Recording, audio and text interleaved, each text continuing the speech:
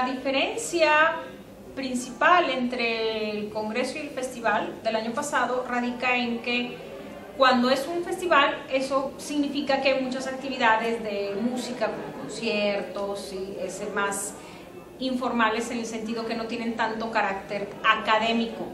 Y ahora este año quisimos ya transformar el festival a Congreso, que es un evento pues con un carácter un poco más académico, en el que se hizo una convocatoria para trabajos de investigación y presentación de ponencias.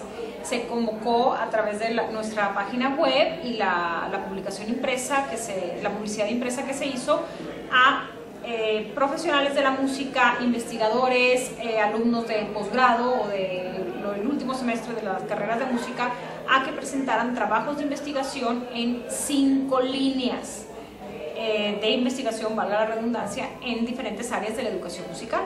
Entonces, varias personas atendieron el llamado, tuvimos 5 ponencias de diferentes instituciones, hubo de la Universidad Autónoma de Tamaulipas, hubo de aquí de la Facultad de Música, del Tecnológico de Monterrey, y otras personas de Colombia y de Chile que no pudieron, mandaron su trabajo de investigación, pero no les fue posible estar aquí presentes en el Congreso. Y estamos pendientes todavía de publicar las memorias de esta actividad, en donde se va a poder ver el trabajo completo de estas personas.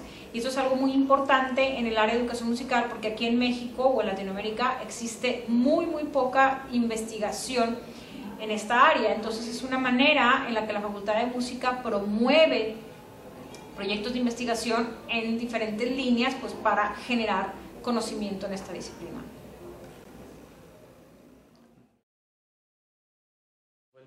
Sí, la educación musical activa significa que está basada en la experiencia, ¿sí? Y que el aprendizaje o el proceso de enseñanza-aprendizaje es a través de los sentidos, particularmente del sentido kinestésico o de las sensaciones corporales. Y esto se originó a principios del siglo XX con los orígenes de la rítmica Dalcroze. Émile Jacques Dalcroze es considerado el padre de los métodos activos de enseñanza musical, que tienen su raíz o sus orígenes en la filosofía constructivista de Jean Piaget, María Montessori, en el que el aprendizaje tiene un gran fundamento en la interacción del individuo con el entorno y en experimentar o vivir, ¿sí? En este caso la música, para después que se generen los conocimientos o las imágenes mentales abstractas. Eso es básicamente lo que quiere decir educación musical activa.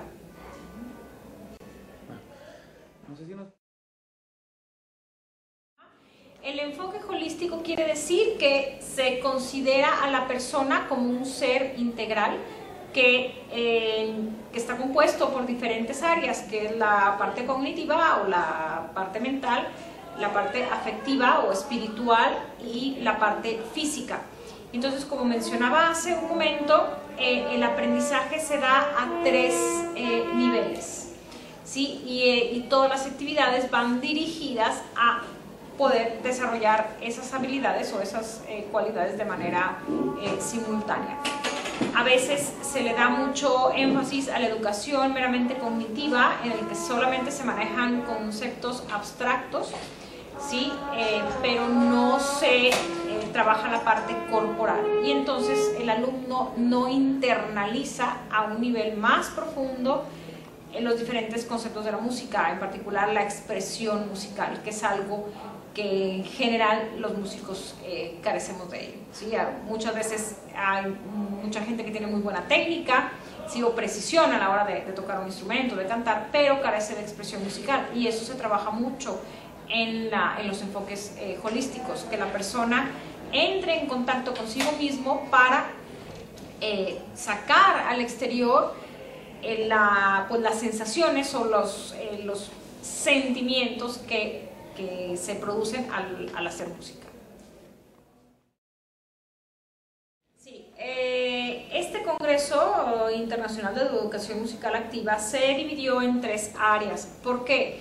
Para que los maestros invitados que estuvieron aquí impartiendo diferentes talleres, conferencias, etcétera, pudieran enfocar las clases a necesidades específicas de los asistentes.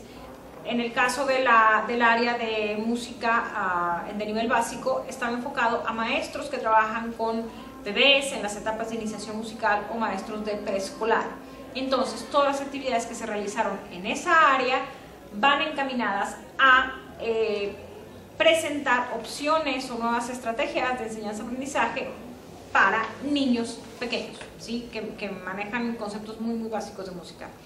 Por otro lado, el área de nivel medio y superior está enfocada a maestros que trabajan con jóvenes o con, ya sea en estudios a manera de aficionado o a nivel profesional en conservatorios y universidades. Entonces lo que se trabaja es un nivel más complejo de material, ¿sí? que los maestros pueden utilizar en las clases de solfeo, armonía, etc.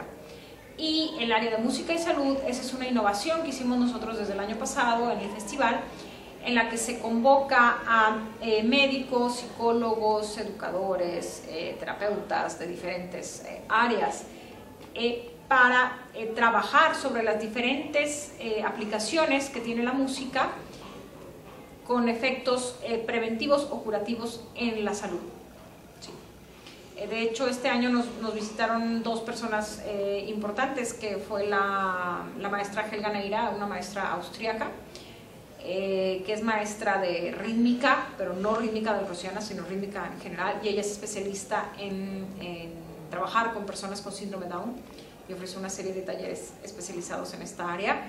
Y también el maestro Eric Barnhill, norteamericano, residente de Edimburgo, en Escocia, y él también es especialista en trabajar la rítmica del cross con alumnos con necesidades especiales, por ejemplo, Alzheimer, déficit de atención, autismo, etc. Sí, el curso intensivo previo fue un curso que estuvo 100% especializado en la rítmica del cross. Este congreso tuvo la particularidad de estar enfocado en su mayor parte a la filosofía dalcroziana, que es el prototipo de educación musical activa. Tuvimos como institución invitada especial del extranjero precisamente al Instituto Dalcroz en Ginebra. Aquí estuvo la maestra Silvia del Bianco, maestra de origen argentino y que actualmente es la directora del instituto, y el instituto hizo una presentación acerca de todas las actividades, las clases que se realizan ahí en Ginebra y que son representativas del trabajo con esta filosofía.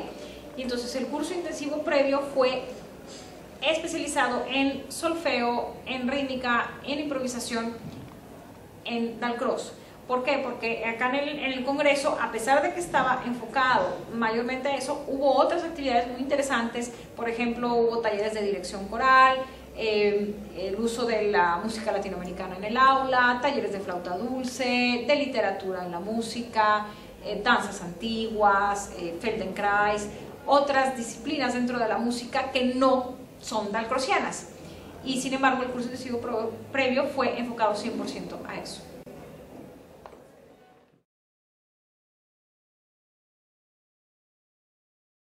Sí, el lema fue ese porque precisamente la filosofía de Dalcroz parte de la premisa de que el cuerpo humano se convierte en instrumento musical, y si la persona es capaz de realizar corporalmente, físicamente, música con su cuerpo y con su voz, entonces ese conocimiento o esa competencia se transfiere hacia la ejecución de un instrumento musical.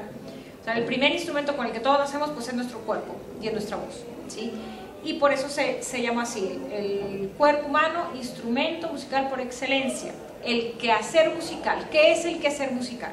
Es todas las actividades que comprende la música, ya sea interpretar un instrumento, componer, dirigir, escuchar. Todas esas son áreas del quehacer musical.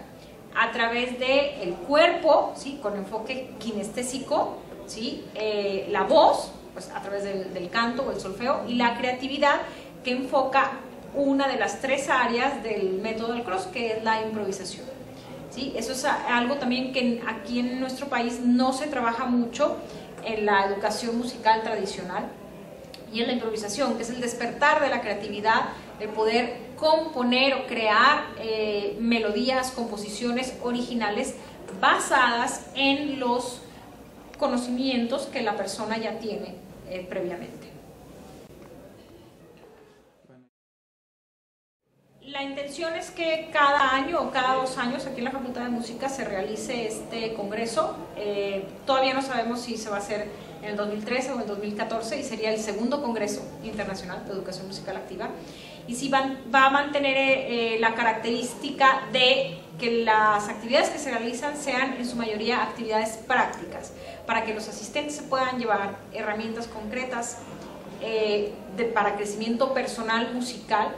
Hace rato me preguntaban acerca de eso, y eso quiere decir que son actividades que los maestros realizan para mejorar ellos mismos en el manejo de conceptos musicales, no necesariamente actividades que puedan aplicar directamente en el aula, ¿sí? Sino seguirse preparando o seguirnos preparando nosotros mismos para poder ser mejores músicos, ser mejores maestros, y eso va a traer como consecuencia pues un mejor resultado en nuestras clases.